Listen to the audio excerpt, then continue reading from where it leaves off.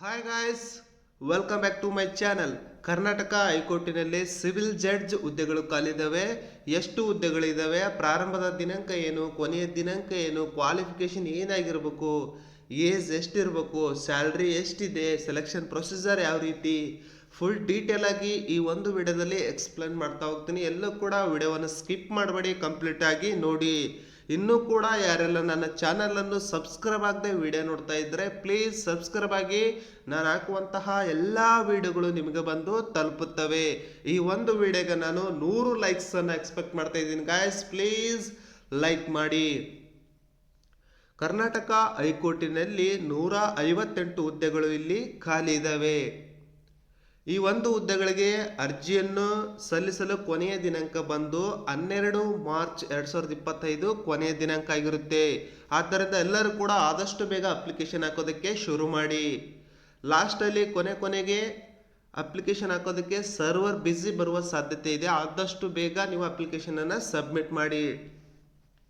ಈ ಒಂದು ಹುದ್ದೆಗಳಿಗೆ ಕ್ವಾಲಿಫಿಕೇಶನ್ ಏನಾಗಿರ್ಬೇಕಪ್ಪ ಅಂತಂದರೆ, ಯಾವುದಾದ್ರೂ ಒಂದು ರೆಕಗ್ನೈಸ್ಡ್ ಯೂನಿವರ್ಸಿಟಿಯಲ್ಲಿ ಕಾನೂನು ಪದವಿಯನ್ನು ನೀವು ಪಡೆದಿರಬೇಕು. ಈ ಒಂದು ಹುದ್ದೆಗಳಿಗೆ ಅಪ್ಲಿಕೇಶನ್ ಸಬ್ಮಿಟ್ ಮಾಡೋಕ್ಕೆ ಏಜ್ ಎಷ್ಟಿರ್ಬೇಕಪ್ಪ ಅಂತಂದರೆ, SC ST ಹಿಂದುಳಿದ ವರ್ಗಗಳ ಪ್ರವರ್ಗ 1 ಅಭ್ಯರ್ಥಿಗಳಿಗೆ 18ರಿಂದ 40 ವರ್ಷದೊಳಗಿನ ಎಲ್ಲ ಅಭ್ಯರ್ಥಿಗಳು ಕೂಡ ಈ ಒಂದು ಹುದ್ದೆಗಳಿಗೆ ಅರ್ಜಿಯನ್ನು ಸಲ್ಲಿಸಬಹುದು. ನೆಕ್ಸ್ಟ್, ಇತರೆ ಹಿಂದುಳಿದ ವರ್ಗಗಳ ಪ್ರವರ್ಗ 2A 2B 3A 3Bಗೆ ಸೇರಿದಂತಹ ಅಭ್ಯರ್ಥಿಗಳಿಗೆ 18ರಿಂದ 38 ವರ್ಷದೊಳಗಿನ ಎಲ್ಲ ಅಭ್ಯರ್ಥಿಗಳು ಕೂಡ ಈ ಒಂದು ಹುದ್ದೆಗೆ ಅರ್ಜಿಯನ್ನು ಸಲ್ಲಿಸಬಹುದು. ಅದಾದ ನಂತರ ಜನರಲ್ ಕೆಟಗರಿಯವರು 18ರಿಂದ 35 ವರ್ಷದೊಳಗಿನ ಅಭ್ಯರ್ಥಿಗಳು ಎಲ್ಲರೂ ಕೂಡ ಈ ಒಂದು ಹುದ್ದೆಗೆ ಅರ್ಜಿಯನ್ನು ಸಲ್ಲಿಸಬಹುದು. ಮಾಜಿ ಸೈನಿಕರಾಗಿದ್ದಲ್ಲಿ ಅವರಿಗೆ 3 ವರ್ಷಗಳ ಏಜ್ ರಿಲ್ಯಾಕ್ಸೇಷನ್ ಅನ್ನು ಅವರು ನೀಡಿರ್ತಾರೆ. ಇಲ್ಲಿ ಯಾರು ಒಬ್ಬರು ಸೇವಾನಿರತ ಅಭ್ಯರ್ಥಿಗಳು ಅಂದರೆ ಯಾವುದಾದ್ರೂ ಒಂದು ಗೌರ್ಮೆಂಟಲ್ಲಿ ನೀವು ವರ್ಕ್ ಮಾಡ್ತಾ ಇದ್ದರೆ ಅವರಿಗೆ 43 ವರ್ಷದೊಳಗಿನ ಎಲ್ಲ ಅಭ್ಯರ್ಥಿಗಳು ಕೂಡ ಈ ಒಂದು ಹುದ್ದೆಗೆ ಅರ್ಜಿಯನ್ನು ಸಲ್ಲಿಸಬಹುದು. ಅವರು ಕೂಡ ಕಾನೂನು ಪದವಿಯನ್ನು ಪಡೆದಿರಬೇಕಾಗುತ್ತೆ. ನೆಕ್ಸ್ಟ್, ಅಂಗವಿಕಲ ಅಭ್ಯರ್ಥಿಗಳಿಗೆ 4% ಅವರಿಗೆ ಮೀಸಲಾತಿಯನ್ನು ಇಲ್ಲಿ ನೀಡ್ತಾರೆ. ಅದು 40ರಷ್ಟು ಅಂಗವಿಕಲತೆಯನ್ನು ನೀವು ಹೊಂದಿರಬೇಕಾಗುತ್ತೆ. ಗೌರ್ಮೆಂಟ್ ಮೆಡಿಕಲ್ ಆಫೀಸರ್ ಹತ್ರ ನೀವೇನು ಮಾಡಬೇಕು, ಸರ್ಟಿಫಿಕೇಟನ್ನು ನೀವು ಪಡ್ಕೊಂಡಿರ್ಬೇಕು. ಡಿಸ್ಟಿಕ್ ಮೆಡಿಕಲ್ ಆಫೀಸರ್ ಹತ್ರ ನೀವು ಮೆಡಿಕಲ್ ಸರ್ಟಿಫಿಕೇಟನ್ನು ನೀವು ತೆಗೆದುಕೊಂಡಿರ್ಬೇಕು. ಅದು 40ರಷ್ಟು ಅಂಗವಿಕಲತೆಯನ್ನು ನೀವು ಪಡೆದಿರಬೇಕು. ಅಂತಹ ಅಭ್ಯರ್ಥಿಗಳಿಗೆ ಮಾತ್ರ 4% ಅವರು ಮೀಸಲಾತಿಯನ್ನು ನೀಡ್ತಾರೆ. ಈಗ ಈ ಒಂದು ಹುದ್ದೆಗಳಿಗೆ ಸ್ಯಾಲ್ರಿ ಎಷ್ಟಿದೆ ಅಂತಂದೇಳಿ ಈಗ ನೋಡ್ತಾ ಹೋಗೋಣ. 77,840 ರೂಪಾಯಿ ಇವರಿಗೆ ಬೇಸಿಕ್ ಪೇ ಸ್ಯಾಲ್ರಿ ಇರುತ್ತೆ.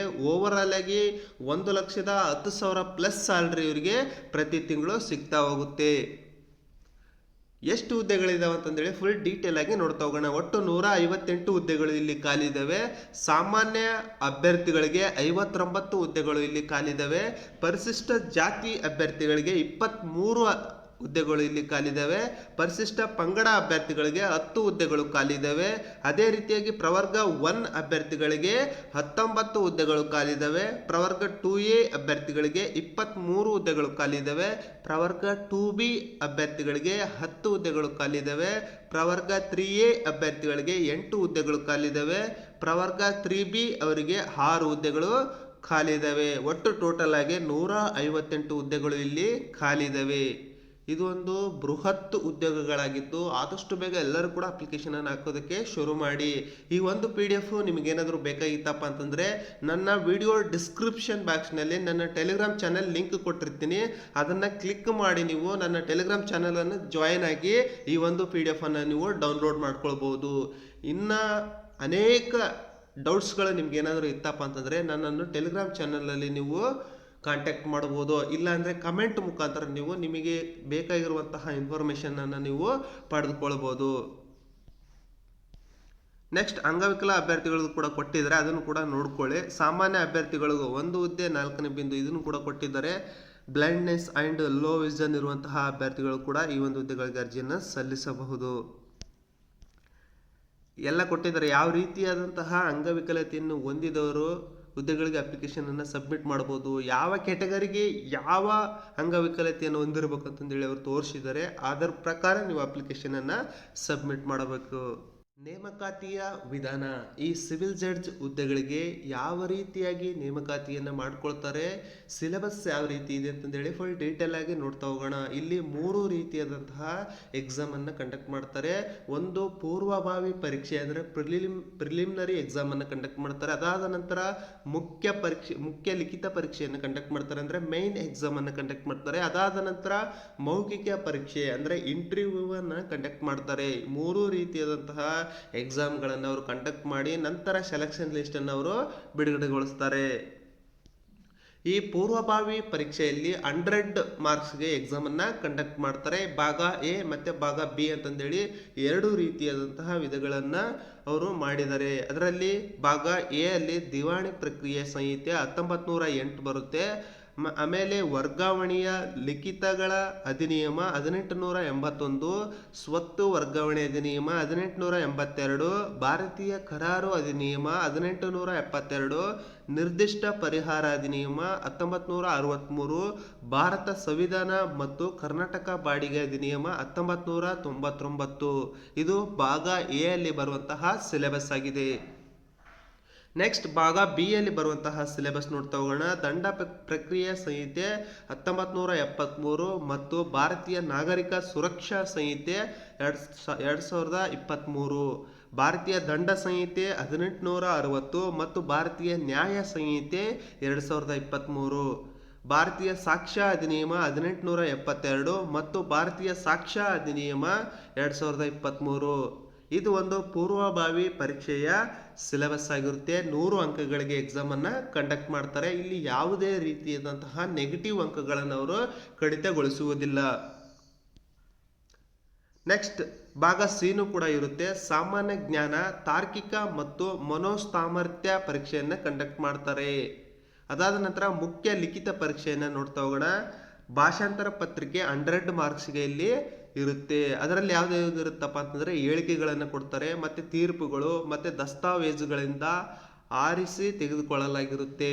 ನೆಕ್ಸ್ಟ್ ಕಾನೂನು ಪತ್ರಿಕೆ 100 ಅಂಕಗಳಿಗೆ ಇರುತ್ತೆ. ಅದರಲ್ಲಿ ಸಿಲೆಬಸ್ ಯಾವ ರೀತಿ ಅಂತಂದರೆ ದಿವಾಣಿ ಪ್ರಕ್ರಿಯೆ ಸಂಹಿತೆ 1908, ದಂಡ ಪ್ರಕ್ರಿಯೆ ಸಂಹಿತೆ 1973 ಮತ್ತು ಭಾರತೀಯ ನಾಗರಿಕ ಸುರಕ್ಷಾ ಸಂಹಿತೆ 2023, ಭಾರತೀಯ ಸಾಕ್ಷ್ಯ ಅಧಿನಿಯಮ 1872 ಮತ್ತು ಭಾರತೀಯ ಸಾಕ್ಷ್ಯ ಅಧಿನಿಯಮ 2023, ವಾದ ತತ್ವಗಳು ಮತ್ತು ಭಾರತೀಯ ಸಂವಿಧಾನ.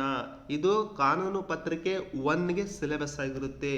ನೆಕ್ಸ್ಟ್ ಕಾನೂನು ಪತ್ರಿಕೆ 2ಗೆ 100 ಅಂಕಗಳು ಇಲ್ಲಿ ಇರ್ತವೆ. ಸಿವಿಲ್ ಪ್ರಕರಣಗಳಲ್ಲಿ ವಿವಾದಾಂಶಗಳನ್ನು ರೂಪಿಸುವುದು ಮತ್ತು ತೀರ್ಪುಗಳನ್ನು ಬರೆಯುವುದು, ಈ ಒಂದು ಕಾನೂನು ಪತ್ರಿಕೆ 2 ಅಲ್ಲಿ ಇಷ್ಟು ಅಂಶಗಳು ಇರ್ತವೆ. ನೆಕ್ಸ್ಟ್ ಕಾನೂನು ಪತ್ರಿಕೆ 3 ಅಲ್ಲಿ ಇಲ್ಲೂ ಕೂಡ 100 ಅಂಕಗಳಿಗೆ ಎಕ್ಸಾಮನ್ನು ಕಂಡಕ್ಟ್ ಮಾಡ್ತಾರೆ. ಕ್ರಿಮಿನಲ್ ಪ್ರಕರಣಗಳಲ್ಲಿ ಆರೋಪಣೆಗಳನ್ನು ರೂಪಿಸುವುದು ಮತ್ತು ತೀರ್ಪುಗಳನ್ನು ಬರೆಯುವುದು, ಈ ಕಾನೂನು ಪತ್ರಿಕೆ 3 ಅಲ್ಲಿ ಇದೆಲ್ಲ ಅಂಶಗಳು ಇರ್ತವೆ. ನೆಕ್ಸ್ಟ್ ಮೌಖಿಕ ಪರೀಕ್ಷೆಗಳು ಒಟ್ಟು 100 ಅಂಕಗಳಿಗೆ ಇಲ್ಲಿ ಕಂಡಕ್ಟ್ ಮಾಡ್ತಾರೆ. ಅಭ್ಯರ್ಥಿಗಳ ಸಾಮಾನ್ಯ ಜ್ಞಾನ, ಕಾನೂನು ತತ್ವಗಳ ಗ್ರಹಿಕೆ ಮತ್ತು ಸಿವಿಲ್ ನ್ಯಾಯಾಧೀಶರಾಗಲು ನೇಮಕವಾಗಲು ಅವರಿಗಿರುವ ಅರ್ಹತೆಗಳನ್ನು ಪರೀಕ್ಷಿಸಲಾಗುವುದು. ಅದಾದ ನಂತರ ಡಿ ಕಂಪ್ಯೂಟರ್ ಜ್ಞಾನದ ಪರೀಕ್ಷೆಯನ್ನು ಕಂಡಕ್ಟ್ ಮಾಡ್ತಾರೆ. ಇಲ್ಲಿ 25 ಅಂಕಗಳಿಗೆ ಎಕ್ಸಾಮನ್ನು ಕಂಡಕ್ಟ್ ಮಾಡ್ತಾರೆ. ಇಲ್ಲಿ ಸೂಚನೆಯನ್ನು ಕೊಟ್ಟಿದ್ದಾರೆ. ಬಿ ಮತ್ತು ಸಿಗೆ ಸಂಬಂಧಪಟ್ಟಂತ ಯಾವ ಅಭ್ಯರ್ಥಿಗಳು ಕನ್ನಡದಲ್ಲಿ ಉತ್ತರಿಸಲು ಅಪೇಕ್ಷೆ ಪಡುತ್ತಾರೋ ಅವರು ಕನ್ನಡದಲ್ಲಿಯೇ ಉತ್ತರಿಸಬಹುದು ಅಂತಂದೇಳಿ ಅವರು ಸೂಚನೆಯನ್ನು ನೀಡಿದ್ದಾರೆ. ಇಲ್ಲಿ ಒಟ್ಟು 3 ರೀತಿಯಾದಂತಹ ಎಕ್ಸಾಮನ್ನು ಕಂಡಕ್ಟ್ ಮಾಡ್ತಾರೆ. ಪೂರ್ವಭಾವಿ, ಲಿಖಿತ ಪರೀಕ್ಷೆ ಮತ್ತು ಮೌಖಿಕ ಪರೀಕ್ಷೆಯನ್ನು ಅವರು ಕಂಡಕ್ಟ್ ಮಾಡ್ತಾರೆ. ಪರಿಶಿಷ್ಟ ಜಾತಿ, ಪರಿಶಿಷ್ಟ ಪಂಗಡ, ಅಂಗವಿಕಲ ಅಭ್ಯರ್ಥಿಗಳು ಪೂರ್ವಭಾವಿ ಪರೀಕ್ಷೆಯಲ್ಲಿ ತೇರ್ಗಡೆಯಾಗುವುದಕ್ಕೆ ಕನಿಷ್ಠ 50 ಅಂಕಗಳು ಮತ್ತು ಇತರೆ ಅಭ್ಯರ್ಥಿಗಳು 60 ಅಂಕಗಳನ್ನು ಇಲ್ಲಿ ನಿಗದಿಪಡಿಸಲಾಗಿದೆ. ಅಂದರೆ SC/ST ಅಭ್ಯರ್ಥಿಗಳಾಗಿದ್ದರೆ 50 ಅಂಕಗಳು, ಆಮೇಲೆ ಜನರಲ್ ಕೆಟಗರಿ ಆದವರಿಗೆ 60 ಅಂಕಗಳು, ಮತ್ತು ಫಿಸಿಕಲ್ ಹ್ಯಾಂಡಿಕ್ಯಾಪ್ಡ್ ಯಾರೆಲ್ಲ ಇರ್ತಾರಲ್ವ ಅವರು 50 ಅಂಕಗಳನ್ನು ಪಡೆದುಕೊಂಡ್ರೆ ಸಾಕು, ಅವರು ಈ ಒಂದು ಪ್ರಿಲಿಮಿನರಿ ಎಕ್ಸಾಮನ್ನು ಅವರು ಪಾಸ್ ಆಗ್ಬೋದು ಅಂತಂದೇಳಿ ಇಲ್ಲಿ ಕೊಟ್ಟಿದ್ದಾರೆ. ಫುಲ್ ಡೀಟೇಲ್ ಆಗಿ ಇದನ್ನು ಕೂಡ ನೀವು ನೋಡ್ಕೊಳ್ಳಿ. ನೆಕ್ಸ್ಟ್ ಈ ಒಂದು ಪೂರ್ವಭಾವಿ ಪರೀಕ್ಷೆಯಲ್ಲಿ ಜನರಲ್ ಮೆರಿಟ್ ಅವರು 60 ಅಂಕಗಳನ್ನು ಪಡೆದುಕೊಳ್ಳಬೇಕಾಗುತ್ತೆ. ಮುಖ್ಯ ಲಿಖಿತ ಪರೀಕ್ಷೆಯಲ್ಲಿ ಪ್ರತಿ ಪರೀಕ್ಷೆಯಲ್ಲಿ 50 ಅಂಕಗಳನ್ನು ಪಡೆದುಕೊಳ್ಳಬೇಕಾಗುತ್ತೆ. ಮೌಖಿಕ ಪರೀಕ್ಷೆಯಲ್ಲಿ ಪ್ರತಿಯೊಬ್ಬ ಅಭ್ಯರ್ಥಿಯು 50 ಅಂಕಗಳನ್ನು ಪಡ್ಕೊಂಡ್ರೆ ಮಾತ್ರ ಅವರನ್ನು ಇಲ್ಲಿ ಸೆಲೆಕ್ಷನ್ ಮಾಡ್ಕೊಳ್ತಾರೆ.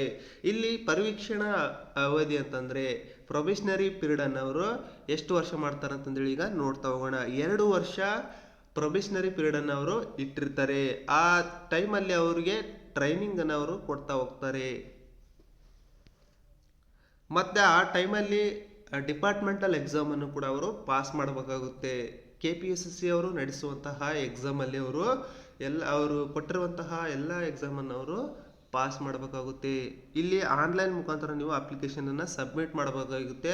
ಆನ್ಲೈನ್ ವಿಳಾಸ ಬಂದು https://karnataka-judiciary.kar.nic.in ಗೆ ನೀವು ಭೇಟಿ ಕೊಟ್ಟು ಈ ವೆಬ್ಸೈಟ್ಗೆ ಹೋಗಿ ನೀವು ಆನ್ಲೈನ್ ಮುಖಾಂತರ ನೀವು ಅಪ್ಲಿಕೇಶನ್ ಅನ್ನ ಸಬ್ಮಿಟ್ ಮಾಡಿ.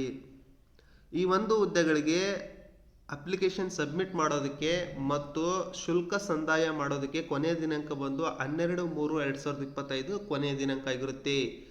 ಇಲ್ಲಿ ಪೂರ್ವಭಾವಿ ಪರೀಕ್ಷೆಯ ಶುಲ್ಕ ಸಾಮಾನ್ಯ ಅಭ್ಯರ್ಥಿಗಳಿಗೆ ಮತ್ತು ಪ್ರವರ್ಗ 2A 2B 3A 3Bಗೆ ಸೇರಿದಂತಹ ಅಭ್ಯರ್ಥಿಗಳು 1000 ರೂಪೀಸ್ ಇಲ್ಲಿ ಅಪ್ಲಿಕೇಶನ್ ಫೀಸ್ ಕಟ್ಟಬೇಕಾಗುತ್ತೆ.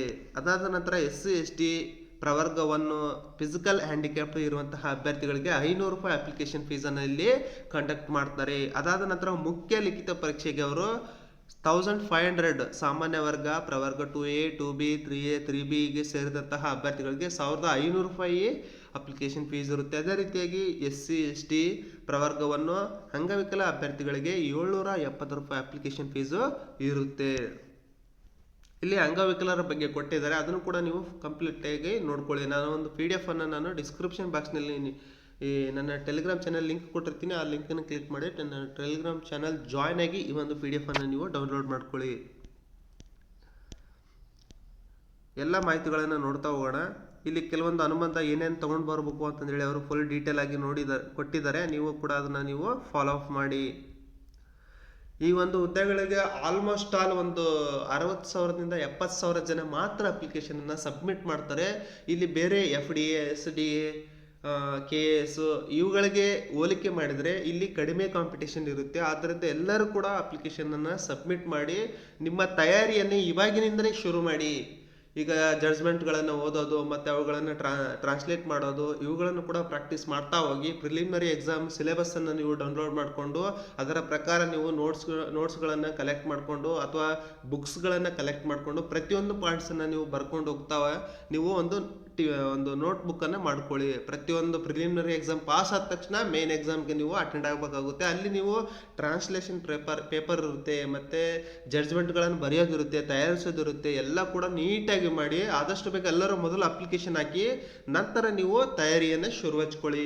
ಈ ಒಂದು ವಿಡಿಯೋ ನಿಮಗೆಲ್ಲರಿಗೂ ಕೂಡ ಉಪಯುಕ್ತವಾಗಿದೆ ಅಂತಂದೇಳಿ ನಿಮ್ಗೆ ಅನಿಸಿದ್ರೆ ಆದಷ್ಟು ಬೇಗ ಎಲ್ಲರೂ ಕೂಡ ಈ ಒಂದು ವಿಡಿಯೋವನ್ನು ನಿಮ್ಮ ಫ್ರೆಂಡ್ಸ್ ಮತ್ತು ಫ್ಯಾಮಿಲಿ ಅವರಿಗೆ ಶೇರ್ ಮಾಡಿ, ಲೈಕ್ ಮಾಡಿ, ಹಾಗೆ ಸಬ್ಸ್ಕ್ರೈಬ್ ಆಗೋದನ್ನು ಮಾತ್ರ ಮರಿಬೇಡಿ.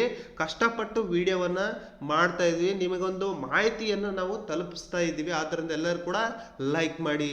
ಎಲ್ಲರಿಗೂ ಆದಷ್ಟು ಬೇಗ ಎಲ್ಲರೂ ಅಪ್ಲಿಕೇಶನ್ ಹಾಕೋದಕ್ಕೆ ಶುರು ಮಾಡಿ. ಎಲ್ಲರಿಗೂ ಗುಡ್ ಲಕ್.